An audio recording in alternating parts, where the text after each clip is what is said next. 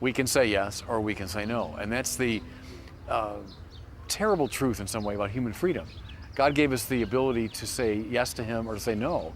So finally it's up to us. See, people put the onus on God. You shouldn't put it on God. The onus is on us. Do you accept this life? Do you jump into the party? Do you join it? Or are you like that person who sits sullenly in the corner while the party swirls around him? If anyone's in hell, and again I say if because we don't know, if anyone's there, it's because they stubbornly are sitting in the corner of the party while the whole thing festively swirls around them. Not that God has sent them to the corner, they've sat sullenly in the corner and they won't move.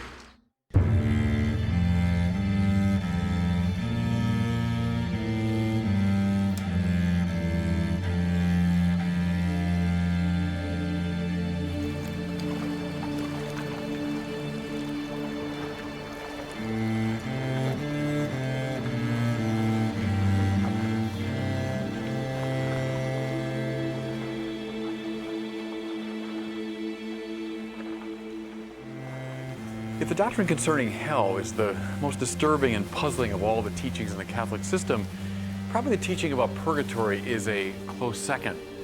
For many Christians, even many Catholics, purgatory seems to be just a holdover from the Middle Ages, a superstitious and unnecessary teaching with no real biblical support.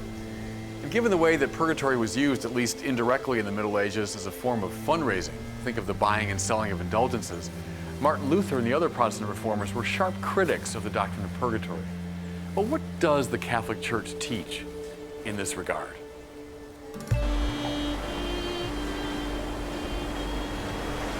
Here's the formulation found in the Catechism of the Catholic Church. All who die in God's grace and friendship, but still imperfectly purified, are indeed assured of their eternal salvation.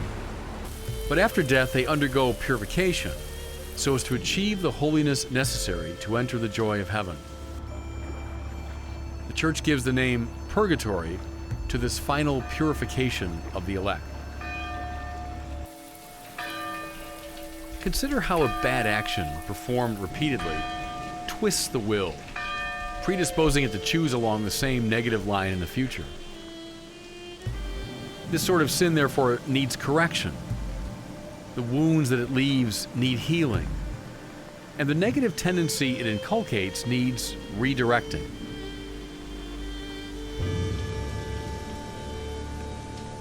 Loch Derg is a rocky, uninviting island located in the middle of a forgotten lake in northwest Ireland. To this place, strangely, thousands of people come every year in order to make a penitential spiritual retreat. They are ferried to the island and then told to take off their shoes and socks. They are to remain unshod for the duration of their spiritual exercise. They spend the first day praying the rosary, walking on their knees over punishing beds of stone and attending services. For that day and night, they are not permitted to sleep. If they doze off, attendants rudely awaken them. After 2.5 days of practically constant prayer and spiritual exertion, the retreatants are ferried back to the mainland. In the Middle Ages, this island was known as St. Patrick's Purgatory, and popular legend said that the entrance to purgatory was nearby. We can dispense, of course, with the crude literalism, but we should still pay attention to the association of what took and takes place on Loch Derg, and what the Church means by purgatory in the supernatural sense. Those who come to the island love God. They wouldn't go through such punishment unless they did. But they recognize imperfections in themselves which need to be corrected so that their relationship to God might be set fully right. And therefore they willingly go through a crucible.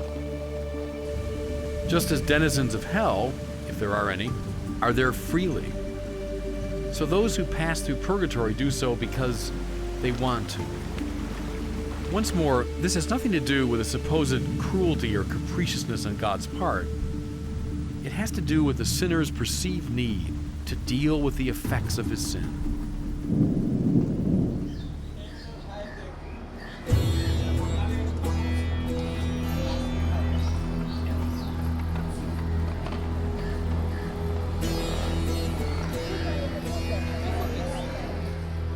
Imagine a worldly person, self-absorbed, superficial, spiritually undeveloped, who suddenly experiences a conversion to God. He perceives the inadequacy of his life and he wants to change. And so, impulsively, he leaves his job and travels to Calcutta to help in the work of the missionaries of charity. As he shares the lives of the sisters and joins in their daily task of caring for the most wretched, he is, objectively speaking, in heaven, for he's fully surrendered to a life of love and self-denial. But his years of hedonism, materialism, and self-absorption have so poorly disposed him to such a life that he experiences it as hellish suffering. And it awakens in him the deepest anxiety and resentment. Now, if he remains open to the life, if he continues despite his resistance to give himself to it, he will find in time his resistances weakening and his faults purged away. He will discover at last that it is possible to walk the path of love effortlessly and freely. And at that moment, the place of suffering will become a place of springs. This, I think, is an apt analogy for what the church means by purgatory.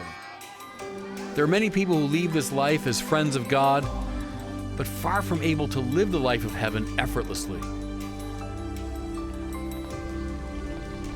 They require, accordingly, a Lakdur, a Calcutta, a necessarily painful training in the way of love, a purgatory.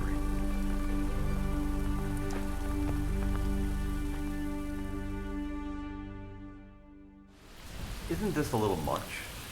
Well, in a certain way, yes. I mean, it's kind of an extreme example of the penitential exercise.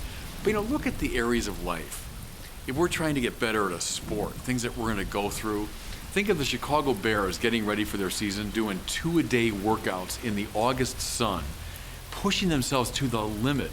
Think of someone training for a marathon, how they'll run and run and run. Think of someone training to play the piano, to learn the guitar until your fingers are bleeding. We do all kinds of things to the extreme if we want something. We want some excellence. We want some perfection.